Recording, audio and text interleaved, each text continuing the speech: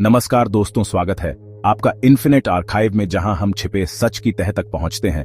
आज हम ले चलेंगे आप जो उस बर्फीले शिखर तक जिसे कई लोग जा चुके होने का दावा करते हैं, लेकिन असल में वहां कौन पहुंचा था, किसने झूठ बोला। ये सच छिपा रहता है कैमरों, फोटोशॉप, गुमनाम कहानियों के पीछे। तब तक हमारे साथ रहिए।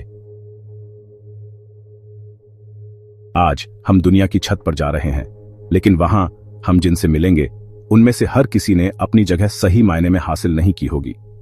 यह मानवीय साहस में सबसे प्रतिष्ठित दावों में से एक है। मैंने माउंट एवरेस्ट पर चढ़ाई की। 4 शब्द जो तुरंत प्रशंसा दिलाते हैं, प्रायोजकों, बोलने के दौरों और यहां तक कि राजनीतिक प्रभाव के द्वार खोलते हैं। फिर भी 8000 मीटर से ऊपर की पतली बेरहम हवा में सच्चाई ऑक्सीजन जितनी ही मायावी हो सकती है।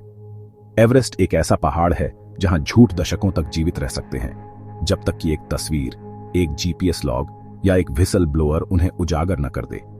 और हाल के वर्षों में झूठे शिखर दावों की आवृत्ति और दुस्साहस चढ़ाई के व्यावसायीकरण के साथ साथ बढ़े हैं। कुछ झूठ सूक्ष्म होते हैं, जैसे साउथ समिट पर वापस मुड़ने का उल्लेख भूल जाना।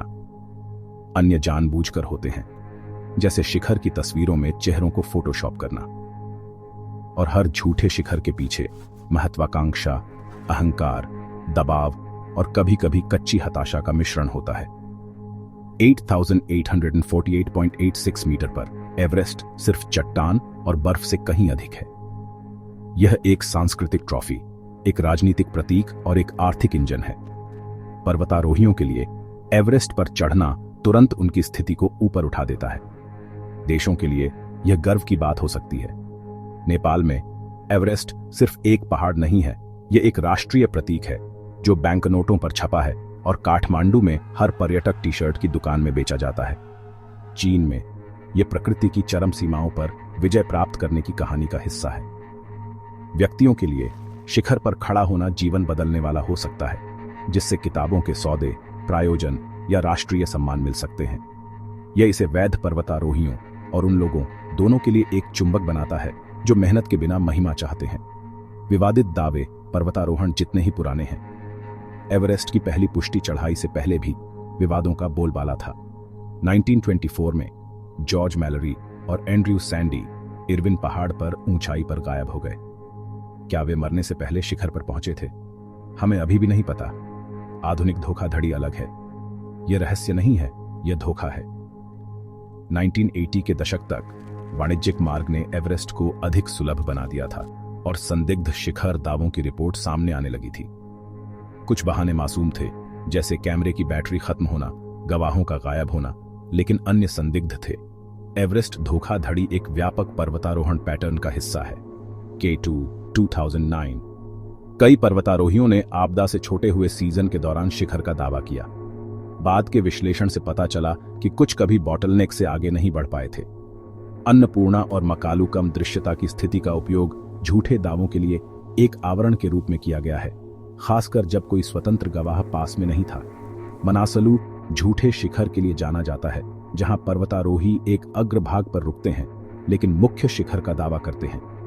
ये समानताएं साबित करती हैं कि एवरेस्ट धोखाधड़ी उच्च ऊंचाई पर चढ़ाई में एक व्यापक नैतिक मुद्दे का हिस्सा है। 1953 में हिलेरी और तेंजिंग कई वर्षों की तैयारी और राष्ट्रीय अभियानों के समर्थन के बाद शीर्ष पर खड़े थे। आज सही मात्रा में पैसा, अक्सर $60,000 से अधिक, एक निर्देशित प्रयास खरीद सकता है। नेपाल एवरेस्ट परमिट शुल्क से सालाना $5 मिलियन से अधिक कमाता है। कुछ स्थानीय ऑपरेटरों के लिए प्रत्येक ग्राहक की सफलता भविष्य की बुकिंग के लिए महत्वपूर्ण है। तिब्बती पक्ष पर चीन पहुंच को अधिक सख्ती से नियंत्रित करता है, लेकिन राजनीतिक विचार इस बात को प्रभावित कर सकते हैं कि किन दावों को प्रचारित किया जाता है।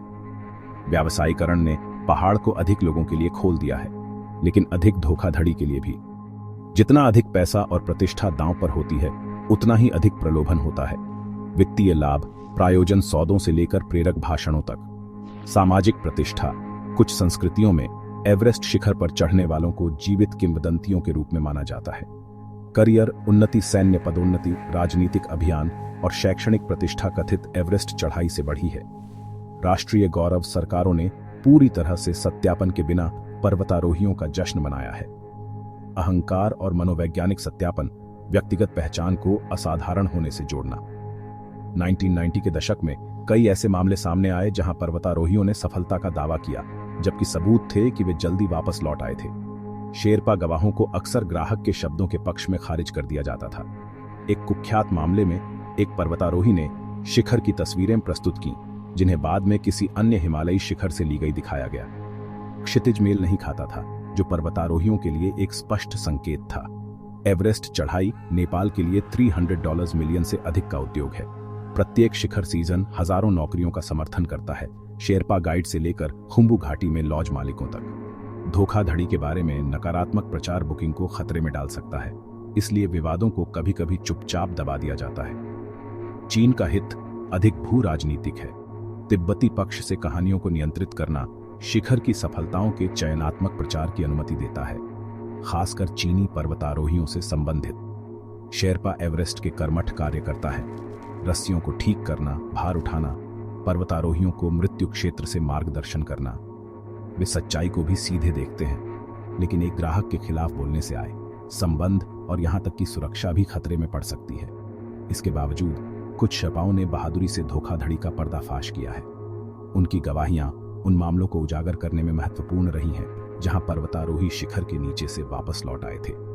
पर्वतारोहण मनोवैज्ञानिक शिखर बुखार का वर्णन करते हैं, किसी भी कीमत पर शीर्ष पर पहुंचने का जुनून। जब पर्वतारोही असफल होते हैं तो संज्ञानात्मक विसंगति उन्हें असफलता को सफलता के रूप में फिर से परिभाषित करने के लिए प्रेरित कर सकती है।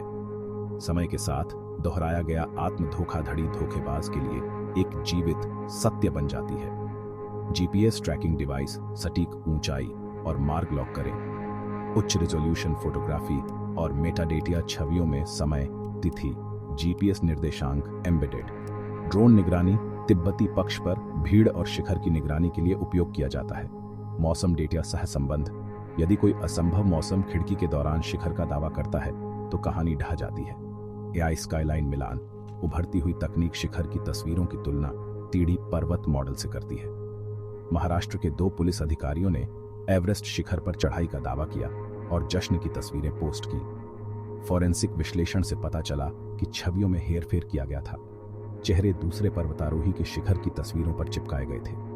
उन्हें नेपाल में 10 साल के लिए चढ़ाई से प्रतिबंधित कर दिया गया था, लेकिन उनकी कहानी वायरल होने के बाद ही 2019 में भीड़-भाड़ के कारण शिखर के पास घंटों इंतजार करना पड़ा। इतने सारे पर्वतारोहियों के एक दूसरे की तस्वीरें लेने से यह पहचानना आसान हो गया कि वास्तव में कौन शीर्ष पर पहुंचा था। कई झूठे दावे चुपचाप वापस ले लिए गए थे जब फोटोग्राफिक सबूत मेल नहीं खाते थे। पर्वतारोहण मीडिया पर्वतारोहियों, गाइडों और परमिट तक पहुंच पर निर्भर करता है। धोखाधड़ी का पर्दाफाश करने का मतलब भविष्य के साक्षात्कार या यात्राएं खोना हो सकता है। इसने कम रिपोर्टिंग का इतिहास बनाया है, जब तक कि धोखाधड़ी पहले से ही सार्वजनिक ना हो। धोखाधड़ी वाले शिखर दावों में शामिल हो सकते हैं ऐतिहासिक जालसाजी, चढ़ाई के रिकॉर्ड को भ्रष्ट करना, वित्तीय धोखाधड़ी, यदि प्रायोजकों को धोखा दिया गया था, सार्वजनिक गलत सूचना, अयोग्य पर्वतारोहियों को खतरनाक आरोहण का प्रयास करने के लिए प्रोत्साहित करना। नेपाल की सजा मुख्य रूप से चढ़ाई प्रतिबंध है। कुछ ही वास्तविक कानूनी कार्यवाही का सामना करते हैं। प्रवर्धन वायरल पोस्ट एक धोखेबाज को घंटों में प्रसिद्ध कर सकते हैं। क्राउडसोर्स्ड फोरेंसिक ऑनलाइन समुदाय झूठ का पता लगाने के लिए क्षितिज, गियर प्लेसमेंट और बर्फ के पैटर्न का विश्लेषण करते हैं। प्रमाण दबाव फोटोग्राफिक प्रमाण की अपेक्षा धोखाधड़ी को जोखिम भरा बनाती है, लेकिन कुछ को पूरी तरह से नकली छवियां बनाने के लिए भी प्रेरित करती है।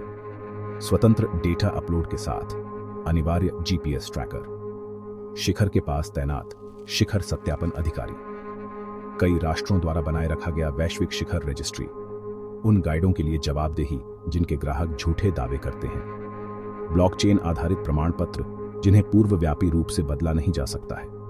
अगले दशक में शिखर धोखाधड़ी को अंजाम देना लगभग असंभव हो सकता है। पहनने योग्य बायोमेट्रिक ट्रैकर, वास्तविक समय के उपग्रह अपलिंक और एआई इमेज सत्यापन प्रत्येक शिखर को पता लगाने योग्य बना देंगे। लेकिन मानवीय महत्वाकांक्षा और मानवीय धोखे हमेशा मौजूद रहेंगे। पहाड़ मौन रहेगा, इस बात से अप्रभावित कि कौन सच कहता है या कौन झूठ बोलता है। इन्फिनिट आर्काइव में हम मानते हैं कि हमें सबसे अधिक प्रेरित करने वाली कहानियां वे हैं जो सच्चाई पर आधारित हैं।